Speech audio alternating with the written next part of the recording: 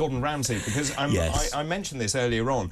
Tell us about the squatters that have attacked one of his pubs. Can you just imagine Gordon Ramsay's language with all this going on? So he owns this £13 million kind of pub where he's sorting out the lease at the moment. It's right near Regents Park. It's called the York Albany. So it's closed at the moment because they were negotiating a new lease. However, these highly professional squatters, about 6 or 7, have moved in. They're using his kitchen to make meals. You can see it on the front page of The Sun today.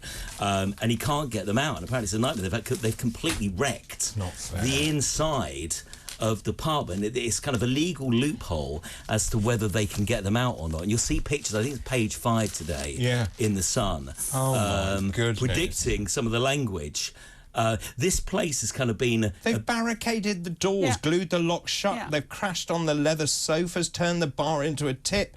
Now they say it's their home and they've put up a legal warning. Yes, and I'm not quite sure how. I mean, do you know more? So what I'm going to say about this is, you know, people are asking to strengthen squatters' rights and tenants' rights, and Labour are saying they're going to do that. That would be fine if the courts were working. The courts are not working. So the problem that Gordon Ramsay is going to have, that he won't get any special treatment, he'll rumble through the courts. And I know, because I have had this over the last year and a half, that every time you make the right form and put it into court, you are 3 months before you even get a reply. So it is taking a landlord 18 months to legally evict a tenant, whether they're damaging the place, wrecking the place. Even if you have a tenancy agreement? Yep, not paying rent. So it's taken me 18 months to get to a bailiff order. My tenant hasn't paid rent, he smashed up the bathroom, you know, and meanwhile I have to pay the mortgage and sit here and just watch happening. So, sorry, I don't want to pry, but did you have an intermediary, an agent involved in all I didn't, that was a mistake, but it was a friend, but I had a tenancy agreement and I did it at half the market value. Don't rent to friends. And do it cheap. Is the person still a friend? What do you think?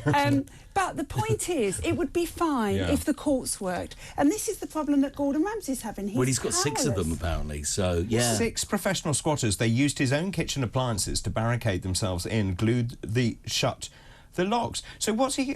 So this is the York and Albany pub. Yeah. I mean, it's near Regents Park. It's in central It's London. very exclusive. Really is quite chic. He's had problems with this before. There was legal wranglers, I think, in 2015, if you read the article. So he shut it. They were trying to negotiate a new lease. Obviously, squatters know the deal, don't they? So they've come in when the building is, you know, empty and shut and broken in. And you'll see some of the pictures today. They've kind of wrecked the place. I mean, look at that sofa inside. So I don't know how this is. I mean, these squatters are scrolling on smartphones. They've obviously been shopping. They've got Sainsbury's bag for life, tobacco plugs, empty water bottles, wine. All done. So basically it comes back to the me society. So they feel that because other people have done well and have actually bought things that are valuable, that they have the right to do this. So what's he going to do? We don't know. Apparently it's a proper nightmare. I think what he should do is maybe go in there and use the guys and do some kind of reality, see how good cooks they are. I'm staggered. So they've stuck this note on the front saying, here is a legal warning that we occupy the property at all times. There is at least one person in occupation. That any entry or attempt to enter these premises without our permission is a criminal offence.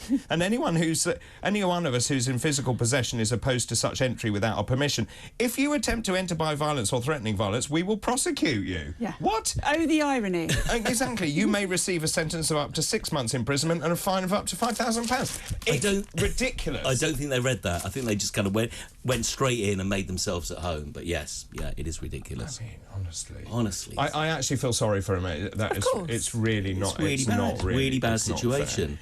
Harry Styles has done well. Yeah, Harry Styles has done very well. Stepped forward, our highest earning singer. Do you want to know how much he earned last year? He earned £2 million every week last year. Now, I've worked this out on my app. It's £290,000 a day. You think he'd buy better clothes, wouldn't you? They are dreadful, aren't they? I mean, I know I sound old. But he looks good in anything. He can wear anything. No, he can go on stage in a bin liner. He really doesn't. Look at that. Doesn't. That is a mess, a shambolic mess. Well, I wouldn't wear it, but, you know, I mean... I don't know, you'd look I'll good. give it a go.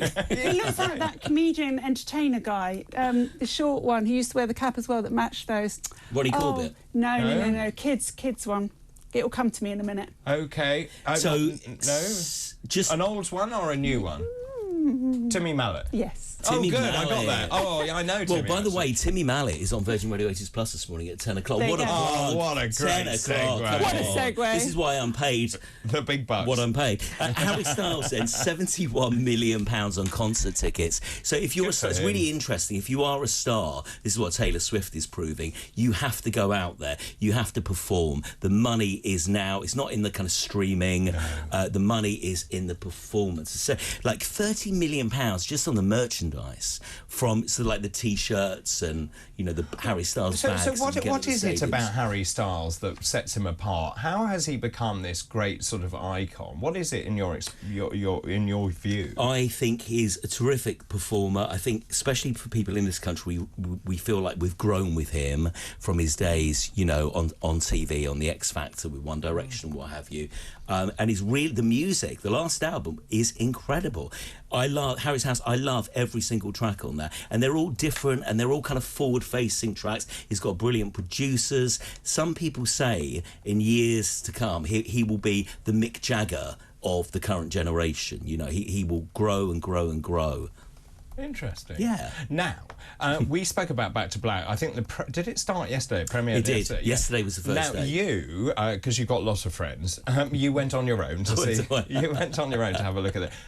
So there were a lot of reviews on this about whether the lead character can actually sing. Yeah. I saw the trailer and I wasn't overly impressed by the trailer. Well, can I just pause you there? Can we have a quick look at the trailer, just to give people an idea? Let's hope we've got the trailer. I don't think I was put on this earth just to sing. Me. I want to be a wife. I want to be a mum.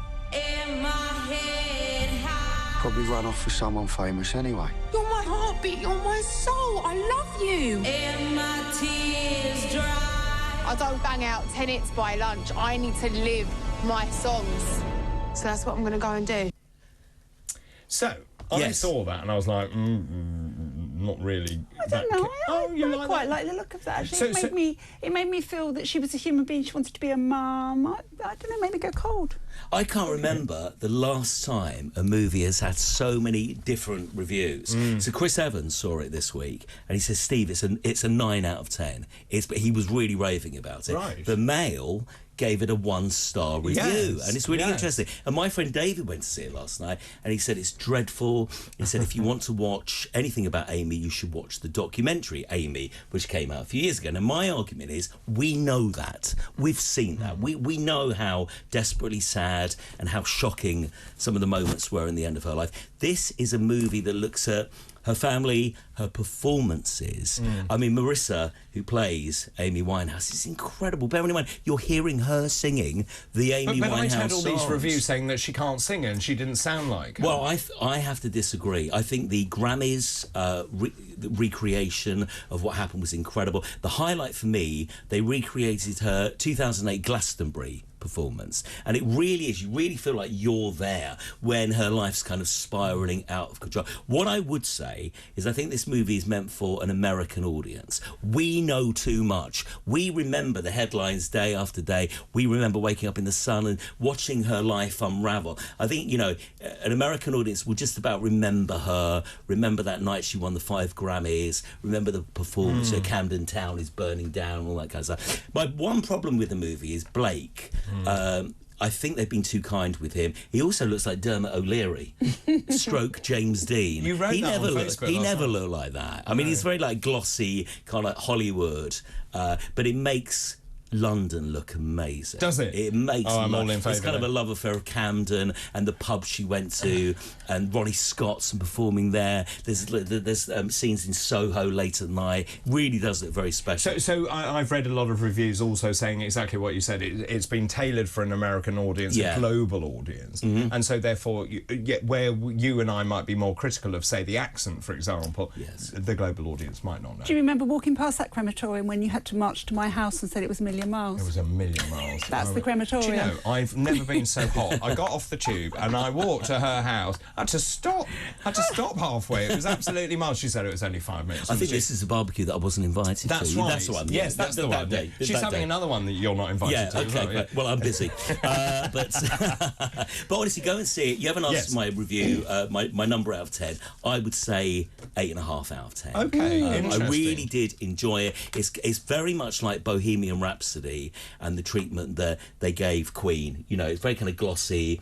There's good moments, there's bad moments. It doesn't shy away from the drug taking and the desperately sad moments where you see her in a bad way. But go and see it, have an opinion. I might drag him indoors along tomorrow.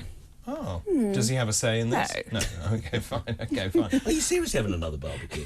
Sorry, that's bothered me. I'm now bothered. No, exactly.